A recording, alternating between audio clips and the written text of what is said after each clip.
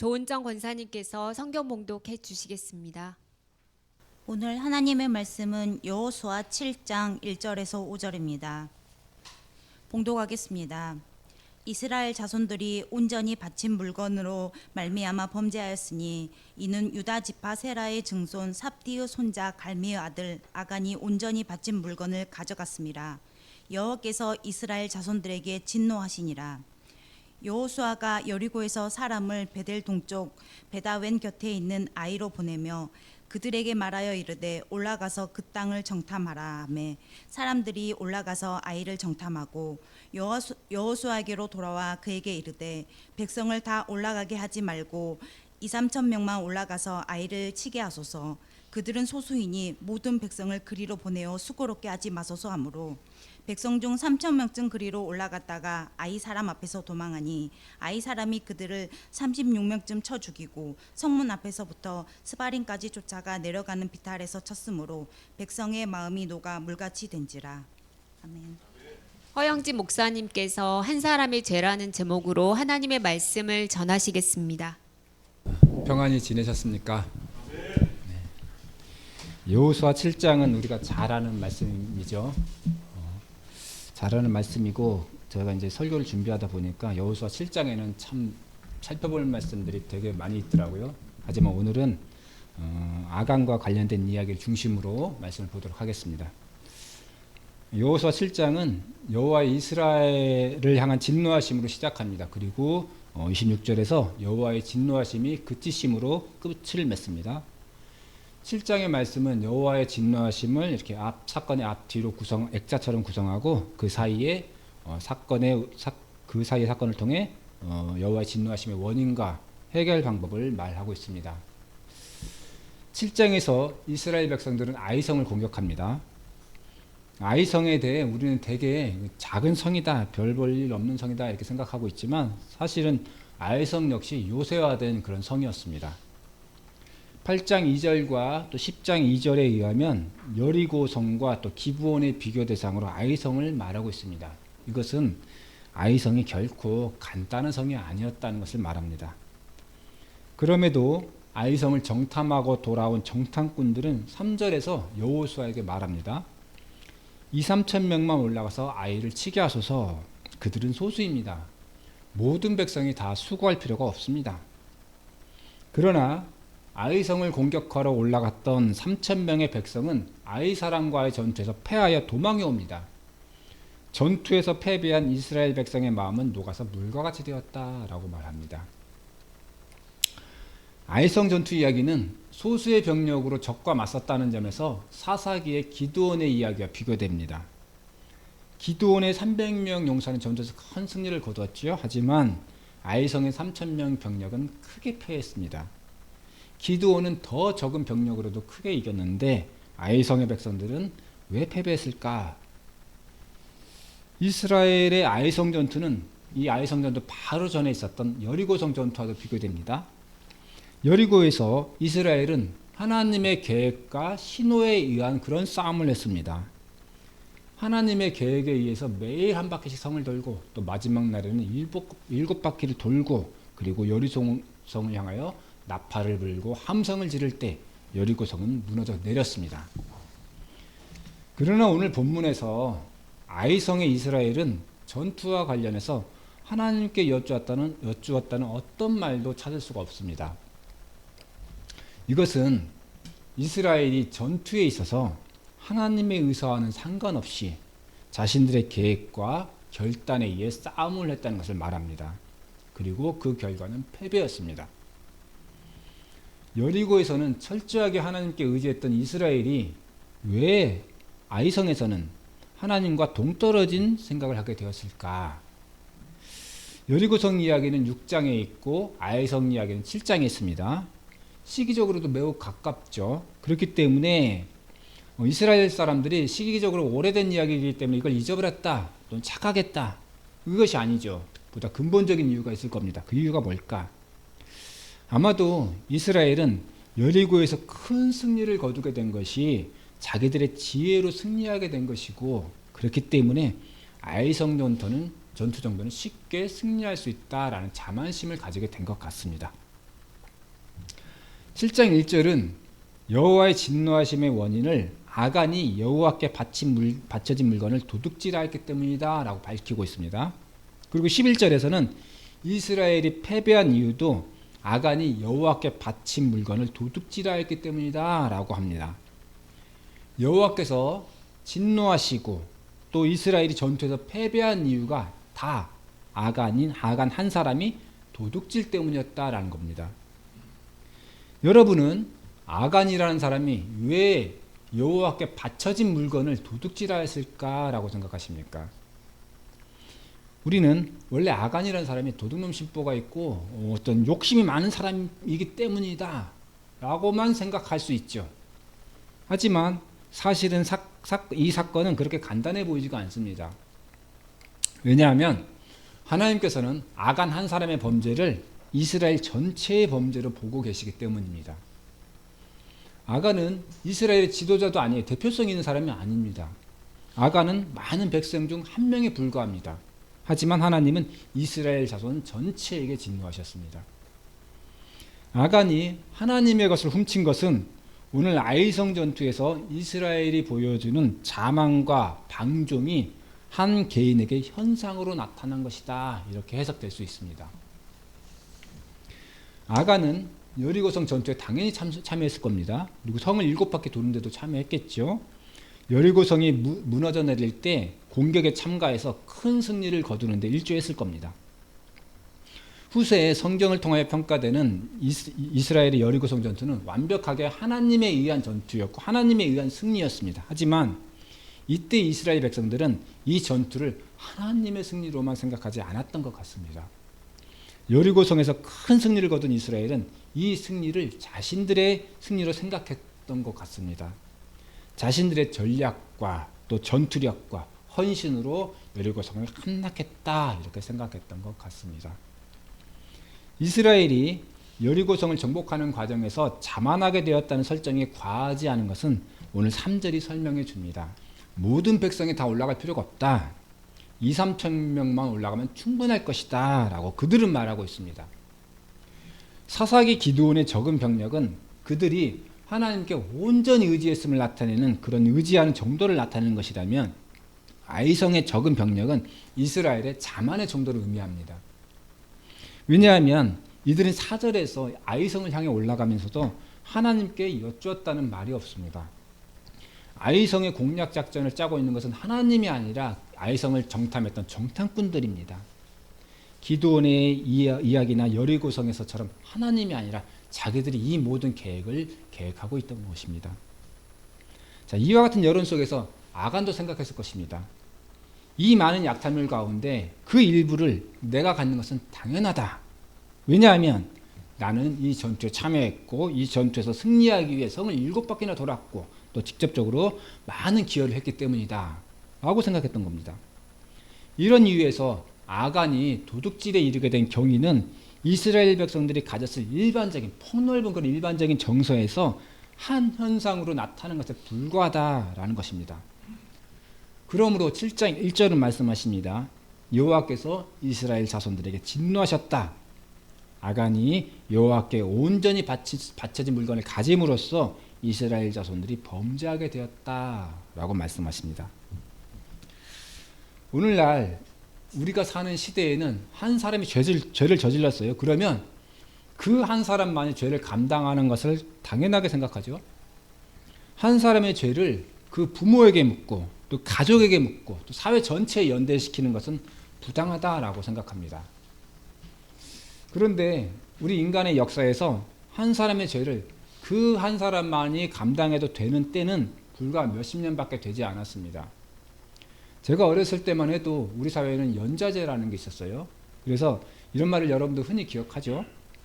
가족 중에 반체제 인사가 있거나 또 월북했던 사람이 있다면 공무원이나 군인이 되는 것이 힘들었죠. 이 연좌제가 폐지된 것은 기껏해야 1980년대입니다. 한 사람의 죄를 그 가족과 친족, 마을 공동체 또 사회 전체에 묻는 제도는 우리 인간 역사 대부분의 시간 동안 당연하게 여겨진다고 생각했던 제도였습니다. 왜냐하면 죄를 저지른 그 한 사람은 그 가족 또 친족 그 사회와 끈끈한 연대의 틀 안에서 그 죄를 저지른다라고 생각하기 때문입니다. 왕이 다스리던 시대에 반역을 저지르면 삼족을 멸했습니다.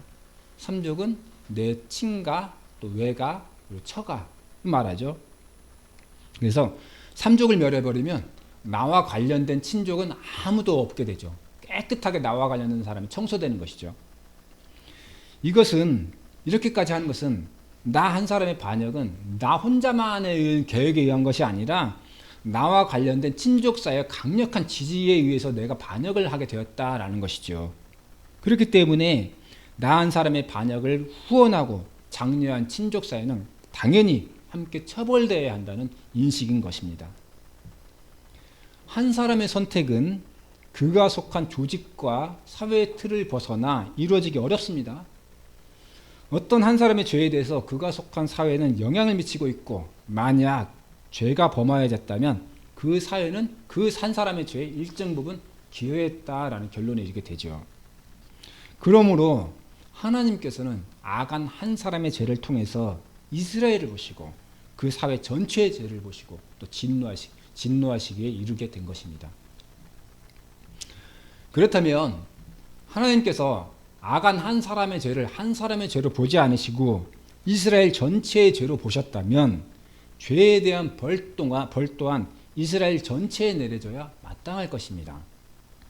그러나 여호수아 7장에서 벌은 아간 혼자 받지요. 정확하게는 24절에서 아간과 그의 자녀들, 그의 짐승들과 그에게 속했던 재물들입니다. 이 모든 것을 아골 골짜기로 끌고 가서 돌로 치고 불살라 버립니다. 그런 후에야 26절은 하나님께서 이스라엘을 향한 맹렬한 진노를 그치셨다라고 말씀하십니다. 우리는 아간의 이야기를 신학적으로 또는 사회학적으로 어떻게 해석해야 할지 어렵습니다. 원인의 과정과 결과가 우리가 보통 갖게 되는 그런 판단과는 많이 다르기 때문입니다. 온 인류가 범죄했다면 온 인류가 함께 벌을 받는 것이 마땅하지요. 그게 논리적입니다. 그런데 한 사람만이 벌을 받고 나머지는 용서를 받습니다. 이것이 정의로운가 하는 질문에 선뜻 그렇다라고 말하기가 어렵죠. 우리는 아간의 이야기를 공평과 정의의 관점에서 보면 마땅한 답을 찾을 수 없습니다. 그렇지만 공동체 전체의 삶을 조망하는 관점에서 생각하면 어느 정도 답을 내놓을 수 있습니다. 아간을 사회 전체를 위한 희생양으로 보는 것이죠. 사회 전체가 죄를 지었다고 사회 전체에 벌을 내린다면 그 사회는 멸망하게 되죠. 더 이상 존재할 수 없게 되죠. 그러므로 한 사람의 희생을 통해서 그에게 모든 죄를 씌우고 그를 죽이고 공동체의 나머지는 존속하게 되는 겁니다. 이런 암묵적인 약속 또는 의미는 인간 사회가 존속하는 내내 이어졌다고 생각합니다. 오늘날 우리 사회에서 일어나는 많은 범죄는 그 사회의 구조적인 면과 밀접하게 관련되어 있습니다. 정치, 경제, 사회 모든 면이 서로 연결되어 그 부작용의 단면이 범죄라는 어떤 한 현상으로 일어나는 것입니다. 이번에 우리나라를 아주 시끄럽게 했던 캄보디아 사건이 있었죠. 캄보디아 사건이 있었는데 이 사건도 단순히 개인이 잘못되었기 때문에 일어났다라고 볼 수만은 없죠. 사회 전체적인 책임이 있죠. 그들의 범죄에 대해 개인적 책임은 분명히 있습니다. 있지만 이 사회에 대해 책임을 묻는다면 우리 사회도 책임을 면할 수는 없습니다. 이 사회는 계속해서 그들에게 메시지를 보냈던 겁니다. 돈을 벌기 위해서라면 무슨 일이든 해도 된다. 무슨 일을 해도 괜찮다. 이런 메시지를 계속해서 보낸 것이죠. 사회가 그들에게 적절한 일자리를 제공했다면 또는 적은 수입으로도 만족하며 살 수 있는 그런 분위기를 조성했다면 그들 중에 많은 수는 캄보디아에 가지 않았을 것입니다. 그럼에도 우리 사회 전체에 벌을 내리지는 않죠. 범죄를 저지른 사람만을 선별적으로 택해서 형벌을 내리고 또 감옥에 가두고 또 사회로부터 격리시키는 것으로 우리 사회를 존속하게 하는 결정을 하게 됩니다. 우리 사회에 우리나라에 한때 대통령이었던 사람이 있어요. 지금 감옥에 가 있어요. 대통령으로서 해서는 안 될 행위를 했기 때문에 대통령의 자리에서 쫓겨나게 되고 또 집안은 풍비박산이 나고 또 부부가 나란히 감옥에 가 있죠. 그런데요, 이 사람 누가 대통령 뽑아줬습니까? 우리 사회가 뽑아줬습니다. 비록 아슬아슬하게 당선되긴 했지만 우리 사회가 당신 대통령 해도 좋다라고 대통령 하라고 뽑아줬습니다. 대통령 되기 전에도 온갖 이상한 일도 많이 했고 또 대통령 되고 나서도 불의한 일도 많이 했지만 모두 눈 감아줬고 지지해줬습니다. 그렇다면 이 한 사람의 죄는 누구의 책임입니까? 그렇기 때문에 우리 그리스도인들은 우리 사회가 건강할 수 있도록 우리 사회적 책임을 다하는데 힘써야 합니다. 아간의 이야기는 우리 그리스도인들이 이러한 세상의 도도한 흐름 속에서 과연 어떤 역할을 할 수 있을까? 이런 하는 비판적, 비관적 그런 전망을 줄 수도 있지만 여호수아서는 아간의 이야기와는 전혀 반대되는 이야기도 품고 있습니다. 여호수아 6장 25절은 여호수아가 기생 라합과 그의 아버지의 가족과 그에게 속한 모든 것을 살렸으므로 그가 오늘까지 이스라엘 중에 거주하였으니 이는 여호수아가 여리고를 정탐하려고 보낸 사자들을 숨겼음이었더라라고 하나님께서 라합과 그의 가족을 살리신 것과 그 이유를 설명하고 있습니다. 라합은 여리고에 살던 사람이었습니다. 그러면 통상적으로 라합은 정탐꾼을 숨겨주면 안 되는 사람이었죠. 그러나 라합은 정탐꾼을 숨겨줬어요. 왜냐하면 그녀는 하나님의 이야기를 들었고 또 하나님을 믿었기 때문입니다. 그 하나님을 위하여 정탐꾼을 숨겨주게 된 것이었습니다. 이 일로 라합과 그에 속한 가족 모두는 구원을 받게 되었습니다. 아간 한 사람의 죄는 이스라엘을 범죄하게 했지만 라합 한 사람의 의는 그와 그에 속한 가족 모두를 구원에 이르게 했습니다. 우리는 세상 속에 살기 때문에 세상의 영향을 받지만 또한 세상에 영향을 줄 수도 있습니다. 이 말은 세상의 영향을 받아서 같이 멸망당할 수도 있지만 같이 죄인이 될 수 있지만 세상에 영향을 주어서 같이 구원에 이르게 될 수도 있다는 말입니다.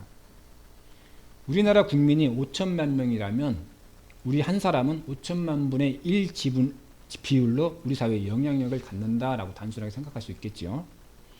그러나 실질적으로 나 한 사람은 5천만 분의 1의 지분으로 투표권을 행사하는 외에 다른 모든 영역에서 공평하게 영향력을 행사할 수는 없습니다.